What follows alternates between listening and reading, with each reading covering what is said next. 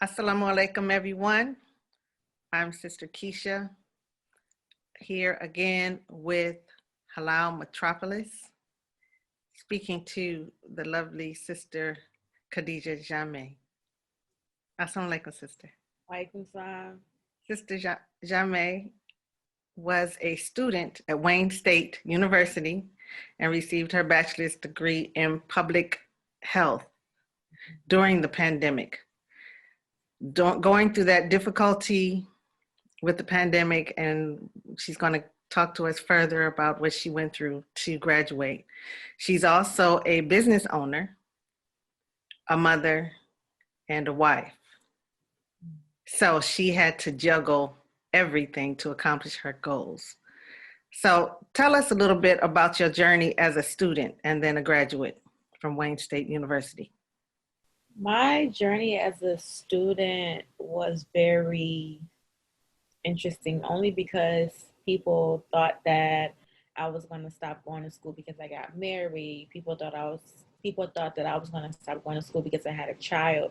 But those were the things that motivated me to keep going.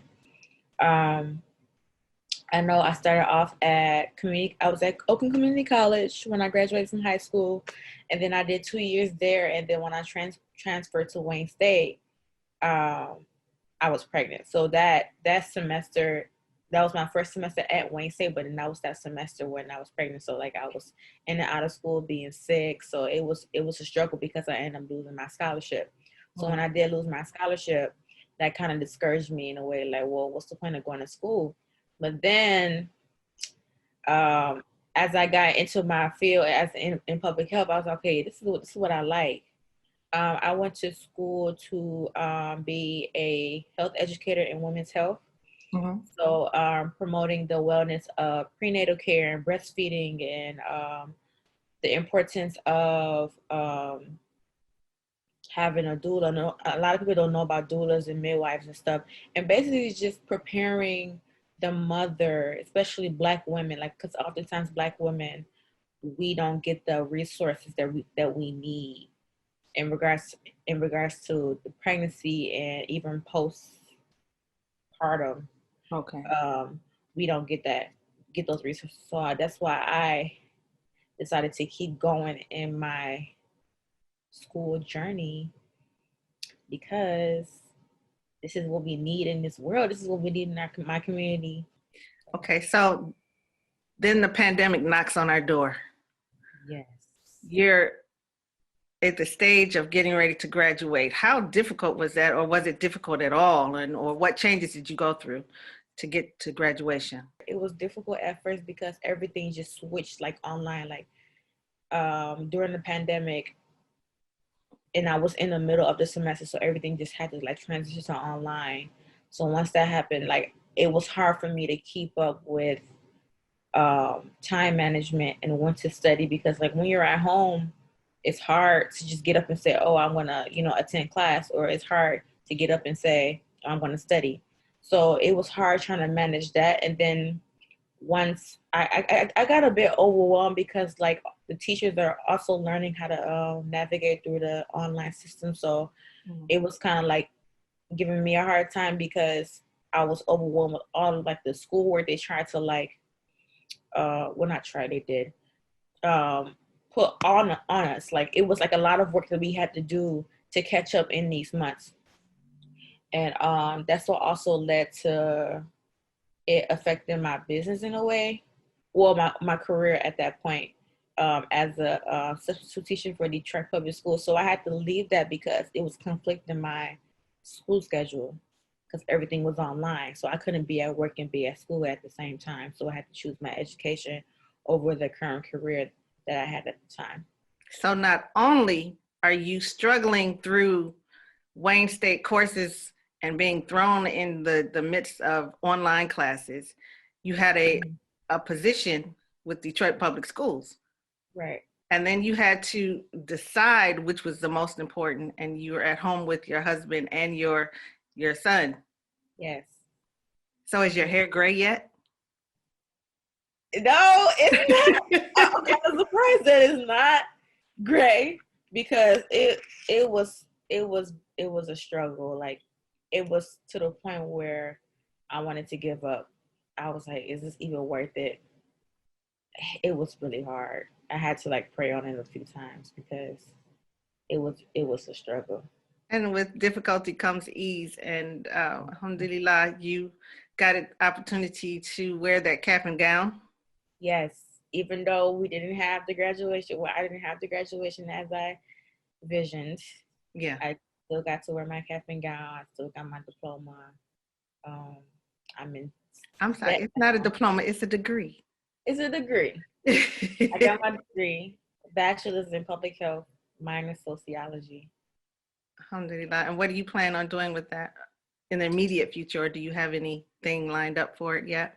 Um, right now, eventually, I want to own my own facility.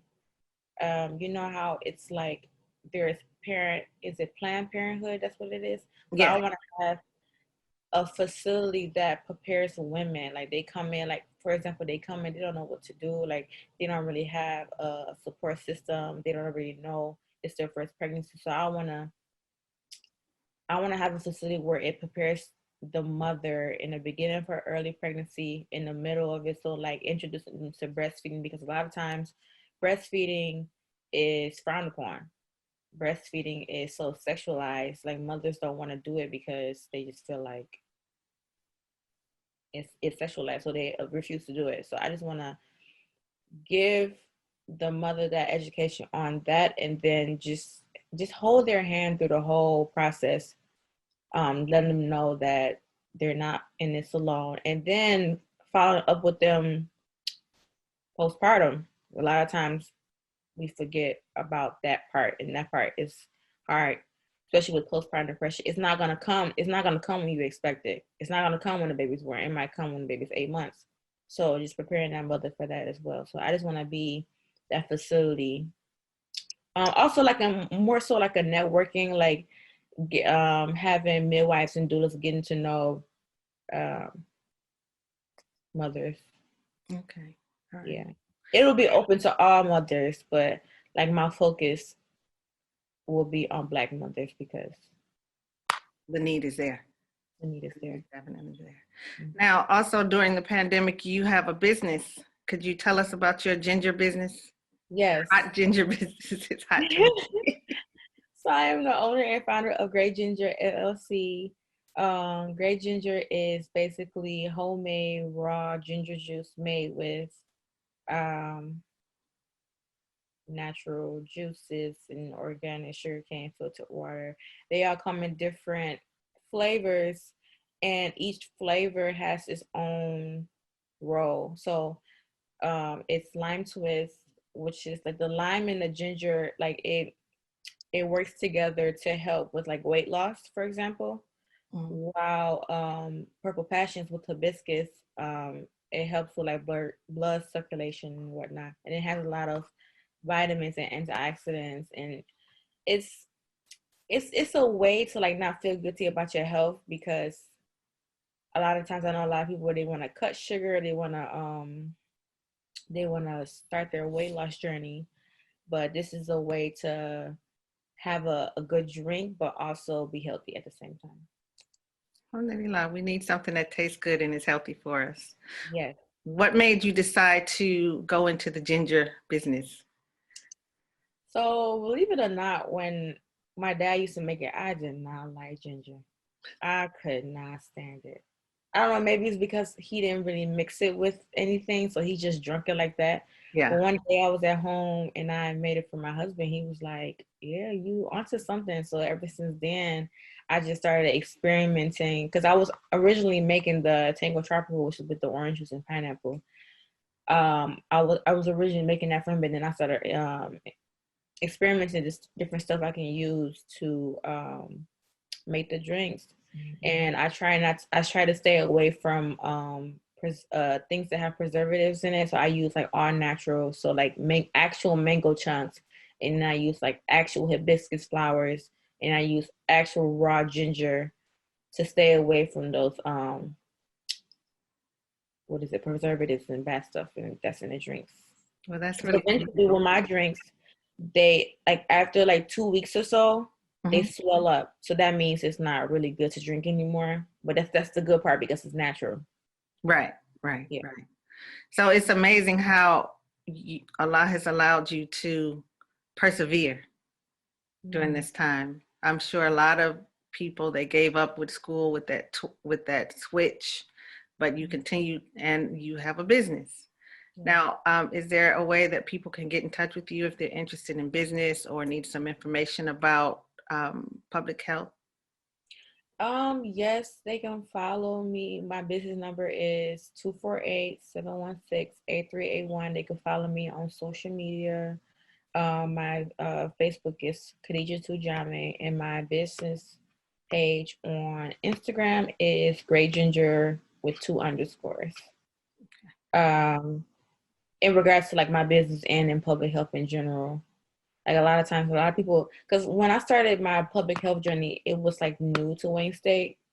So a lot of people didn't really know what to do with like public health, but like I knew like when I took the intro to public health, I knew I wanted to focus on women's health because of the stuff she taught my professor.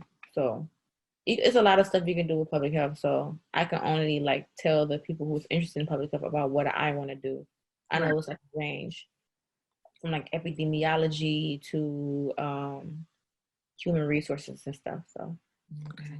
Well, I want to thank you for taking the time to interview with me and let everyone know how Michigans in Southeast Michigan are dealing with COVID-19 and all those around the world who may watch this. Southeast yes, Michigan Muslims are doing it. yes, alhamdulillah. So inshallah, you have a wonderful, wonderful rest of the day. You too. Thank you so much for having me. I really appreciate it. Assalamu alaikum. Alaikum salam.